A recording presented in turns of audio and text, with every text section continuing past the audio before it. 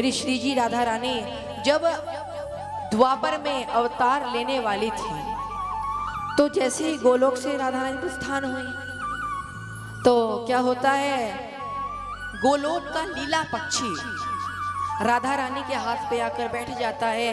कहता है, हे माँ, मैं आपके बिना नहीं रह सकता, मैं आपके साथ चलूंगा। तो मैया मेरी राधा रानी ने कह दिया कि अच्छा ऐसी बात है तो चलो तुम एक काम करो, अभी तो देखो बहुत लंबी लंबी वहाँ पे लीलाएं करनी है, अभी मत आना, पहले मैं आ जाऊं लीला करके, फिर तुम मेरा प्रचार करने के लिए सुखदेव के रूप में प्रकट होना। यहाँ श्री राधा रानी द्वापर में अवतार लेती हैं, लीला पूरी करके गोलोक को प्रस्थान करती हैं। तो यहाँ पर गोलोक का लीला पक्षी सुखदेव जी महाराज के रूप में प्रकट होता है। कैसे कैसे होता है कि उसी समय राधा रानी जब आती हैं गोलोक, तो वह लीला पक्षी हाथ पे आता है और वहीं से उड़कर मृत्यु लोक में अमरनाथ जो नाथ अमर हैं उन शंकर के पास वह लीला पक्षी की आत्मा, व्यात्म स्वरूप, वह कैलाश पर्वत पर एक विगलित अंडे के रूप में वह सुखदेव जी महाराज लीला पक्षी गोलोक का आकर बैठ गया। अब क्यों बैठा, अब थोड़ा सा हवा का झोंका, देखिए कैलाश पर्वत तो वैसे ठंडा है, हवा का झोंका आई और जो वह अंडा था वह पृथ्वी पर गिर पड़ा और टूट गया। तो विगलित अंडे के रूप में वह कैलाश पर्वत पर अमरनाथ पर पड़ा रहा।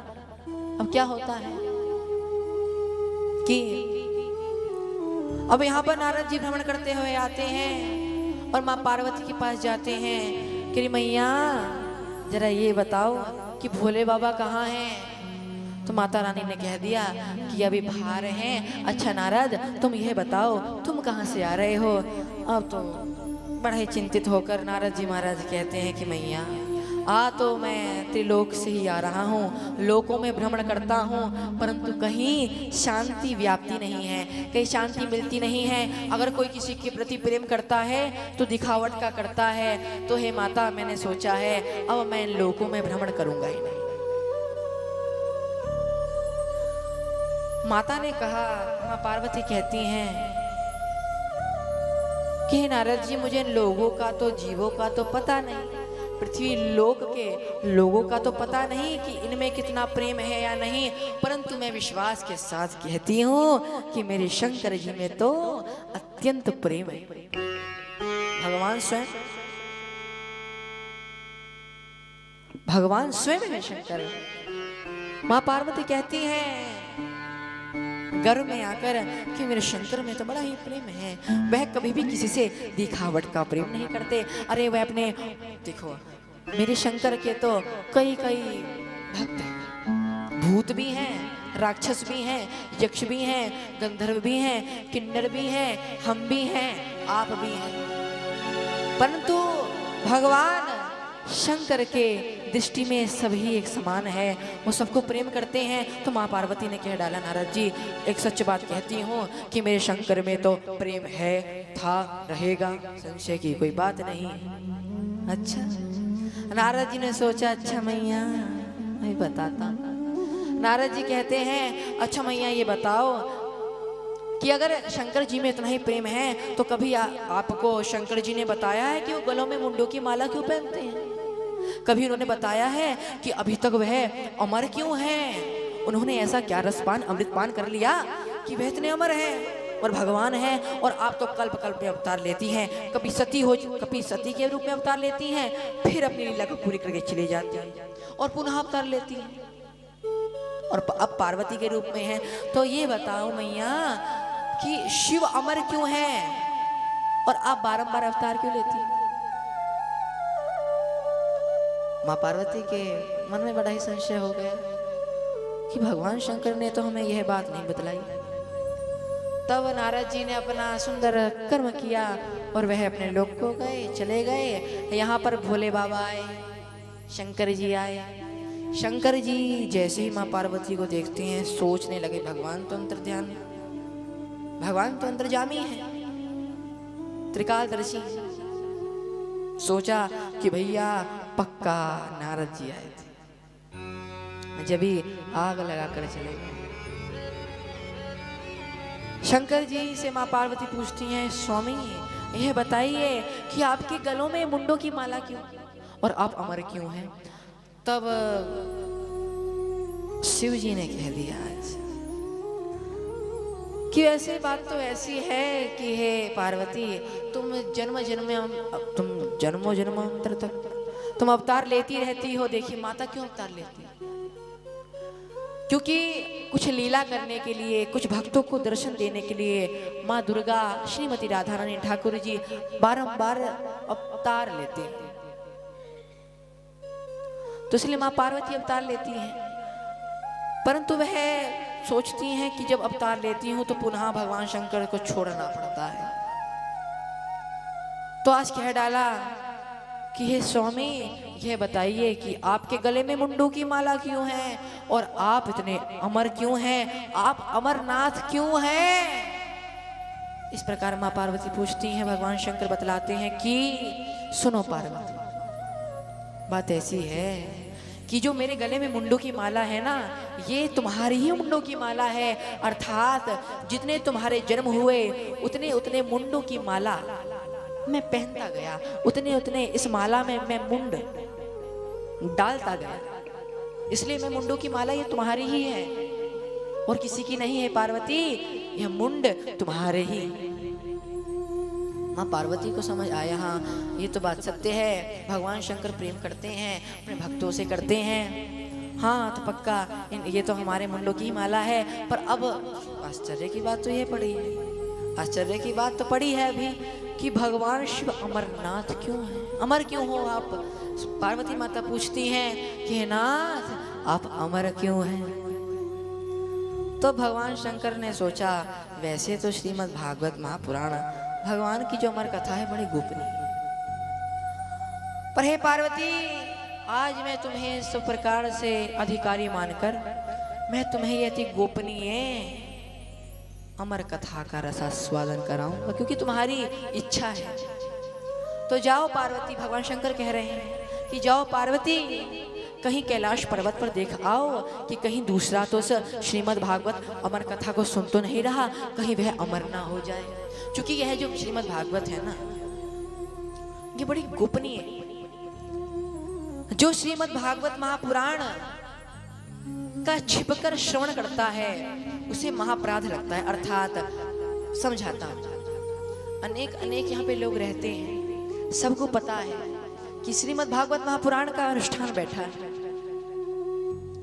परंतु नहीं आते। आते तो आते अखंड ज्योत को भी प्रणाम नहीं करते। भगवान की ज्योति जो 7 दिन तक प्रज्वलित रहने वाली है, भागवत का अनुष्ठान हो रहा है, इस अनुष्ठान को प्रणाम करने नहीं आते, कथा सुनने नहीं आते। तो और कुछ लोग तो ऐसे हैं कि अपनी दुकानों पर बैठकर ही कथा सुनते रहते हैं। तो इसे कहते हैं श्रीमद् भागवत महापुराण का अपराध। और जो ये अपराध करता है वह अवश्य नरक में तो जाएगा ही, में जाएगा ही। तो ये अपराध लगता है। तो और जो YouTube है, कुछ लोग ऐसे भी हैं YouTube के माध्यम से, पर ये YouTube जो है, ये लाइव जो है, ये सिर्फ और सिर्फ उनके लिए है जो लोग इस शहर से बाहर है, जो लोग आ नहीं सकते, उनके लिए लाइव YouTube हैं। परंतु जो लोग यही स्थान पर रहते हैं और आते नहीं हैं, उनके लिए तो महापराध है। भगवान शंकर बता रहे हैं कि ये पार्वती उनके लिए महापराध है, वो अपराधी हैं। तो इसलिए जाओ पार्वती, कहीं कैलाश पर्वत पे देख लाओ, देख कर आओ, कहीं कोई दूसरा तीसरा तो नहीं कि कभी गलती से श्रवण कर ले। माता रानी पार्वती माता जाती है कैलाश पर्वत पर, देखती हैं कोई है तो नहीं। तो माता पार्वती को कोई दिखता तो नहीं, एक फूटा हुआ अंडा, विगलित अंडा माँ पार्वती देखती हैं, सोचती हैं इसका क्या होगा, ये कहाँ से श्रवण करेगा। परंतु आत्मा तो आत्मा है, आत्मा तो अमर है। नैनं छिदयन्ति, भगवान गीता में कह रहे हैं कि ना आत्मा को कोई मार सकता, ना आत्मा को कोई गीला कर सकता। आत्मा तो परमात्मा का एक अंश है और वह अमर है। तो माता पार्वती को सुननी थी अमर कथा, वह दौड़ी दौड़ी भगवान शंकर के पास जाके पहुंची। कहती हैं कि हे प्रभु, बाहर कैलाश पर्वत पर कोई नहीं है, शीघ्र अति शीघ्र अब आप प्रारंभ करें। क्या क्या प्रारंभ करें? श्रीमद् भागवत महापुराण की सुंदर गाथा अमर कथा प्रारंभ करें। इस प्रकार माँ पार्वती के कहने पर आज भगवान शंकर, कौन? अरे मेरे भूत भावन, अरे मेरे महादेव भोले बाबा, व्यासपीठ ग्रहण करते हैं, ध्यान करते हैं और आज सुंदर श्रीमद् भागवत अमर कथा की सुंदर प्यारी अमर कथा का प्रवाह भगवान शंकर कर रहे हैं। और आज माँ पार्वती श्रोता के रूप में भगवान शंकर के सामने विद्यमान है, सुंदर अमर कथा सुन रही हैं। अभी अमर कथा क्या? अमर कथा ऐसी थी कि जब माँ पार्वती अमर कथा अर्थात भागवत कथा सुन रही थी तो बीच बीच में हुंकारें भरती थी। इस प्रकार हुंकारें भरती। तो क्या हुआ कि माँ पार्वती ने भगवान शंकर की सुंदर, माँ पार्वती ने भगवान शंकर से सुंदर अमर कथा सुनी। और कहाँ तक सुनी? जैसे ही दशम स्कंध अर्थात दशम स्कंध में मेरे प्रभु श्री कृष्ण की लीला है, भगवान का जो जन्म उत्सव है वह दशम स्कंध है। तो भगवान शंकर, भागवत जी में तो 12 स्कंध हैं, तो वही 12 स्कंध अमर कथा माँ पार्वती को शंकर जी सुनाते हैं। जैसे ही 10वां स्कंध आता है जिसमें भगवान श्री कृष्ण का जन्म होने ही वाला था कि माता पार्वती को निद्रा देवी ने ग्रस्त कर लिया, माता पार्वती को नींद आ गई। अब बात तो बड़ी डिफिकल्ट है, आश्चर्य की बात कि आखिर करे तो करे क्या कि मात्र कोई श्रोता सुन नहीं रहा। अभी एक और अपराध, भगवान शंकर कहते हैं कि कोई श्रोता सुने ना और वक्ता अपने आप ही कथा सुनाता रहे, तो ये बड़ा भारी अपराध है। तो ध्यानपूर्वक आप सभी सुनिए। कहते माता, देखिए 3 प्रकार के तो श्रोता भी होते हैं। कोई तो देखने आता है, जरा देखते हैं कि यहाँ की साज सजावट कैसी है, और दूसरा आता है, दूसरा श्रोता आता है, वो सोचता है चलो एक बार चले ही जाते हैं। और वह कैसा है? वह कुछ इस प्रकार का है कि कथा पंडाल में बैठा और फोन निकाला और अपना ही काम कर रहा है, कथा तो सुन नहीं रहा। अब तीसरे प्रकार का श्रोता ऐसा है कि कथा तो आता है, कथा में आता तो है, पर तुरंत वह सोता जी महाराज बन जाते हैं, अर्थात वह सो जाता है। 3 प्रकार के श्रोता भी हैं, बड़े मलूक हैं। तो 3 प्रकार के श्रोता है, इसी में से जो सोता है वही माँ पार्वती को नींद्रा आ गई कथा के बीच में। तो सुखदेव जी महाराज का तो जो अंडा स्वरूप थे, विगलित अंडा, वह टूटा हुआ अंडा भागवत कथा के माध्यम से आज वह टूटा हुआ विगलित अंडा जीवित उठा और वह माँ पार्वती की जगह हुंकारियां बढ़ रहा है। उमा के बढ़ गए श्रोता और क्या हो रहा है? हुंकरा ले रहे हो तोता। सुखदेव जी महाराज, माँ पार्वती को कहीं अपराध ना लग जाए और ऐसा भी अपराध ना हो जाए कि शंकर जी तो अपने आनंद में कथा सुना रहे हैं और कथा सुनने वाला कोई है ही नहीं। इसलिए सुखदेव जी महाराज को प्राण आ गए, वह हुंकारियां भरते और सुंदर कथा का रसास्वादन करते। उमा के बढ़ गए श्रोता, हुंकरा ले रहे तोता। उमा के बढ़ गए श्रोता, हुंकरा ले रहे तोता। उमा के बढ़ गए श्रोता, हुंकरा ले रहे तोता।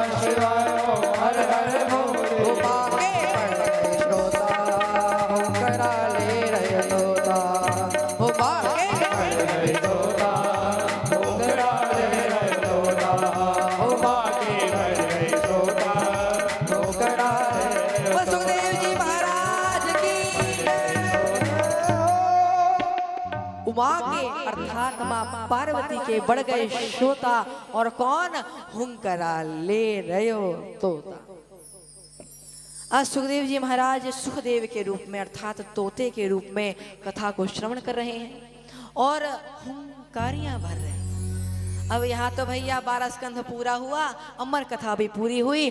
बोला शंकर जी ने, बोले भागवत महापुराण की जय। लास्ट जयकारा लगाया, माँ पार्वती की निंद्रा खुली, कहती है स्वामी क्षमा करें, त्राहिमाम त्राहिमाम त्राहिमाम। क्यों? क्योंकि हे स्वामी मैंने तो भगवान के जन्म तक की ही कथा सुनी, उसके बाद मुझे निंद्रा आ गई। भगवान शंकर सोचने लगे चलो ठीक है, इसका तो अपराध फिर मिलेगा ही, मिलता है, पर ये हुंकारियां कौन भर रहा था? तो भगवान शंकर कैलाश पर्वत से बाहर आए तो एक सुंदर शुक शावक अर्थात शुक के स्वरूप में श्री सुखदेव जी महाराज बाहर एक तोते के रूप में बैठे थे। उनमें से तेज निकल रहा था। जैसे ही सोचा शिव जी ने कि अरे भैया यह तो गोपिनी कथा का अपराध हो गया, किसी ने भागवत अमर कथा को छुप के सुन लिया। आज भगवान शंकर को क्रोध आया, हाथ में त्रिशूल उठाया और कहते हैं कि सुखदेव आज मैं तुझे छोड़ूंगा नहीं। भगवान शंकर तो पीछे पीछे और यहाँ सुखदेव जी महाराज आगे आगे। अब क्या हुआ? बद्रिका आश्रम के निकट व्यास आश्रम में व्यास जी की पत्नी खड़ी थी, उन्हें उबासी आई। यहाँ सुखदेव जी को मौका मिला, सुखदेव जी ने अपना ये सुख तोते का स्वरूप को छोड़ा, आत्म स्वरूप में उबासी अर्थात मुख के द्वारा वह गर्भ में चले गए। किसके? व्यास जी की पत्नी। अब क्या होता? अब ऐसा है कि भगवान शंकर बड़े क्रोधित हुए, वेद व्यास जी से कहते हैं कि आज मैं इसको छोड़ूंगा नहीं, इसको बाहर निकालो। भगवान वेद में देखिए 24 अवतारों में से एक अवतार वेद व्यास जी का भी, वेद व्यास ये नारायण अवतारी हैं। ये कहते हैं शंकर जी से कि शंकर जी मेरी कोई संतान नहीं थी, परंतु आज आपकी कृपा से शंकर मेरे संतान हुई है, आप इस सुखदेव को क्षमा करें। कहते हैं कर्पूर गौरम करुणावतारम संसार सारम भुजगेंद्रहारम। कर्पूर गौरम करुणावतारम संसार सारम भुजगेंद्रहारम। सदा बसंतम हृदयान वृंदे, सदा बसंतम हृदयान वृंदे, सदा बसंतम हृदयान वृंदे, सदा बसंतम हृदयान वृंदे। भवन भवानी सहितं नमामि, भवन भवानी सहितं नमामि। करुणावतारम संसार सारम भुजगेंद्रहारम सदा वसंतम हृदयान वृंदे। भवन भवानी सहिता नमामि। अब सुन लीजिए इसका अर्थ क्या है। वेद व्यास जी कहते हैं कि शंकर जी आप इस सुखदेव जी को, इस मेरे संतान को बख्श दीजिए, क्षमा करें, मैं आपके शरणों में हूँ ना। त्राहिमाम त्राहिमाम त्राहिमाम अर्थात कर्पूर गौरम करुणावतारम, आप कर्पूर के समान गोरे हैं। और क्या है पता है? कर्पूर गौरम करुणावतारम, आप करुणा के अवतार हैं शंकर, मुझे क्षमा करें। बस सुखदेव को भी क्षमा करें ना। तो भगवान शंकर तो शरण में प्रसन्न हो जाते हैं और क्षण में रुष्ट भी हो जाते हैं, भोले हैं। तो भोले बाबा प्रसन्न हो गए, आशीर्वाद दे दिया कि हे वेद व्यास जी आपके जो पुत्र होगा ये सुख के स्वरूप में था, इसलिए इसका नाम सुखदेव होगा और ये बड़ा विद्वान कृष्ण प्रचारक होगा, ये भगवान कृष्ण का प्रचार करेगा। यहाँ 16 वर्ष बीत गए। अब देखिए भगवान शंकर तो कैलाश पर्वत पे चले गए, अब 12 वर्ष बीत गए और ये सुखदेव जी महाराज व्यास जी की पत्नी के गर्भ से बाहर ही नहीं आते। वेद व्यास जी ने कहा कि अरे बेटा बाहर आ जाओ। तो गर्भ के अंदर से ही आवाजें आने लगी कि हरि ओम स्वस्ति न इंद्रो वृद्धश्रवाः स्वस्ति नः पूषा विश्ववेदाः स्वस्ति नस्तार्क्ष्योरिष्टनेमिः स्वस्ति नो बृहस्पतिर्दधातु। वेद मंत्र की आवाज गर्भ से ही आने लगी। जब इस प्रकार आने लगी आवाज, वेद व्यास जी ने कहा कि सुखदेव अब तुम बाहर आ जाओ, तुम्हारी माता को कष्ट होता है, तुम गर्भ के अंदर ही 12 वर्ष के हो गए हो, परंतु तुम्हारा स्वरूप छोटा है, आ जाओ। तब सुखदेव जी ने गर्भ से आवाज लगाई। कहते हैं जब तक मेरे श्री कृष्ण मेरे सामने प्रकट नहीं होंगे, मुझसे ये नहीं कह देते कि भगवान कृष्ण ये जब तक नहीं कहेंगे कि उनकी माया मुझे सताएगी नहीं, मैं इस गर्भ से बाहर आने वाला नहीं हूँ। जब देखिए द्वापर का तो युग था ही, परंतु मेरे तो कन्हैया गोलोक से जैसे ध्यान करा वेद व्यास जी ने, तो भगवान चतुर्भुज रूप में श्री कृष्ण प्रकट हो गए। कहते हैं वेद व्यास अब तुम बताओ कि तुम्हें क्या चाहिए, वरदान मांगो। वेद व्यास जी ने क्या कि हे प्रभु वरदान नहीं मांगना, आप जो मिल गए हो तो सारी दुनिया मिल गई। अब ये मेरा पुत्र है सुखदेव, यह माता के गर्भ से नहीं आता, कहता है जब तक कृष्ण नहीं आएंगे मुझसे ये नहीं कह देते कि मेरी माया सताएगी नहीं, जब तक ये बाहर भी नहीं आने वाले। तो वेद व्यास जी के कहने पर आज भगवान श्री कृष्ण ने वरदान दे डाला, सुखदेव तुम बाहर आओ, मेरी माया तुम्हें नहीं सताएगी। यहाँ कन्हैया वरदान देकर चले गए और आज 12 वर्ष की उम्र में सुंदर सुकुमार सुखदेव जी महाराज ने अवतार लिया। बस सुखदेव जी महाराज की जय हो। सुखदेव जी महाराज ने आज अवतार लिया। अब जब सुखदेव जी ने अवतार लिया तो उन्होंने कहीं को नहीं देखा, ना इधर देखा ना उधर देखा। वेद व्यास जी कहते हैं पुत्र रुको पुत्र रुको पुत्र रुको, अब तो रुक भी जाओ, परंतु जो तो बैरागी है, जो कृष्ण भक्त है, वो किसकी कहाँ सुनने वाला है, वो तो अपने कन्हैया से प्यार करता है ना, वो तो अपने प्रभु से प्यार करता है। सुखदेव जी ने भी यही कहा, किसी की ना सुनी, दौड़ पड़े वन की ओर, दौड़ पड़े वन की ओर। उसी समय वेद व्यास जी को अंधकार छा गया, पुत्र मोह में अंधे हो गए। तो जो वृक्ष थे उन्होंने जड़ से मुक्ति पाकर कहते हैं कि वेद व्यास जी आप अंधकार में क्यों जा रहे हो, आप तो स्वयं नारायण के अवतार हो। और यह जो सुखदेव जी महाराज है ना, ये कोई छोटे मोटे नहीं, ये भगवत अवतारी हैं, ये आपके कोई पुत्र नहीं है, ये तो सर्व हृदय भूत स्वयं भगवान के दास सुखदेव जी महाराज हैं।